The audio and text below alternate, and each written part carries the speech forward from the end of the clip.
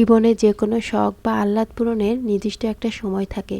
সঠিক সময়টা একবার পেরিয়ে গেলে শখ হয়তো পূরণ হয় ঠিকই, তবে তৃপ্তিটা ঠিক আগের মতো পাওয়া যায় না। 17 বছর বয়সে যে বিরিয়ানিটি খেতে অমৃতের মতো লাগে, 32 বছর বয়সে এসে সেটা ভালো নাও লাগতে পারে।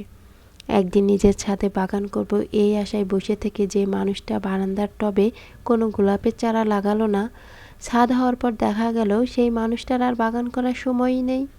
একদিন চাকরি করে বাবা মাকে দামি দামি জিনিস কিনে দেওয়ার স্বপ্ন দেখা মানুষটা চাকরি করে টাকা কামাবে ঠিকই, কিন্তু ততদিনে মা বাবা এই দুনিয়ায় নাও থাকতে পারে। জীবনে ছোটোখাটো স্বাদ আহ্লাদ খুব দামি জিনিস। এগুলোই একটা মানুষের হৃদয়কে জীবিত রাখে, সতেজ রাখে, প্রাণবন্ত রাখে। মানুষের হৃদয় একটু একটু করে মরে যায় ইচ্ছা পূরণের অভাবের নীরব হাহাকারে। এজন্য সময় থাকতেই এসব শখ পূরণ করে ফেলতে হয়।